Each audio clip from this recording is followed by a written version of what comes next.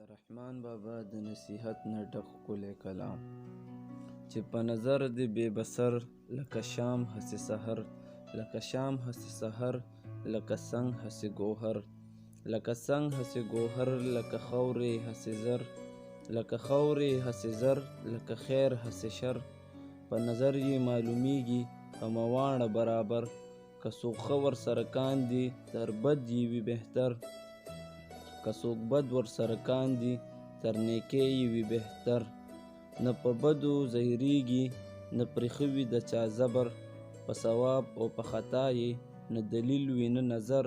نه آګاه په خپل بهبود وي نه آګاه په خپل ضرر نه په عیب باندې پوهیږي نه پوهیږي په هنر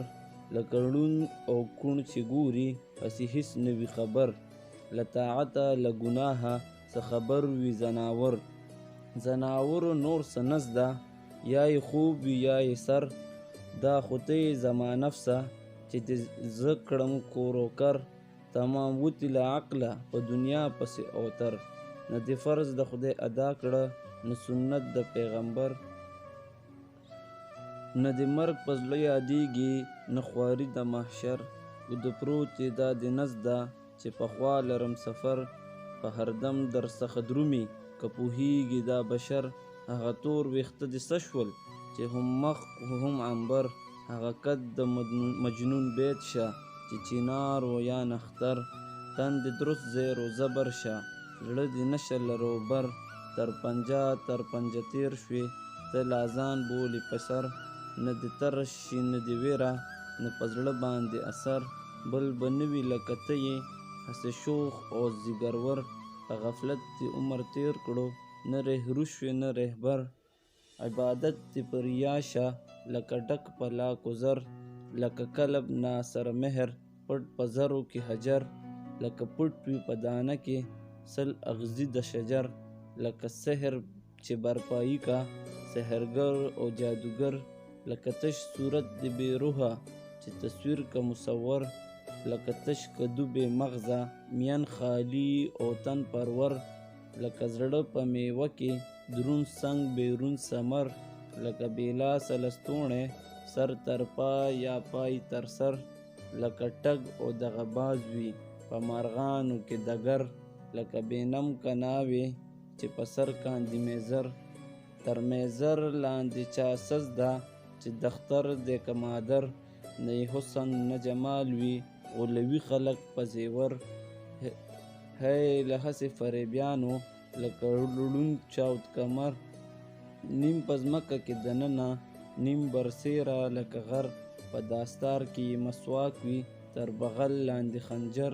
په ایرو کې پټ بصري په وښو کې پټ شرر په شپه ویني د مظلوم خوري صوبه کیني په منبر په زړه تور لکه تبې وي په مخ سپین لکه قمر د دنیا په طلب ګرځي خپل ځان بولي کلندر کلمه په ژبه وایي په زړه نه لري باور په مثال د منافقو نه مسلم وي نه کافر نه مسلم وي نه کافر وي نه پخلا نه مرور پریشان ګرځي سر وهلی کوي په کوي او در په در همیشه رفت او آمد کا د زردارو په گذر په کوڅه د دنیادارو گو خوري کا لکه خر اورنګزیب هم یو فقیر و چې ټوپۍ یې و په سر ټوپۍ ورته یې شا کړه چې قادر شه په افسر خو یې همره فقیري وه چې څه نه وه میسر چې فلک یې یاري وکړه نور یې ملک کړه مسخر ګوره څه چارې یې وکړې په عیال د خپل پدر وار په وار تر تیغ یې تیر کړ د خورم تمام ټبر یو ټبر د خورم څه و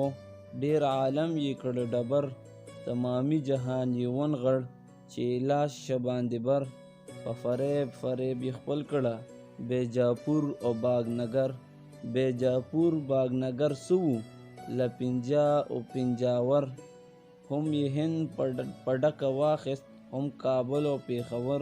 بیا یې ذکر شو په زړه کې بادشاهي د هفت کشور له هر څه ورته هېڅ شو هم دارا هم سکندر خیال یې دا و په خاطر کې چې به خپل کړم بهروبر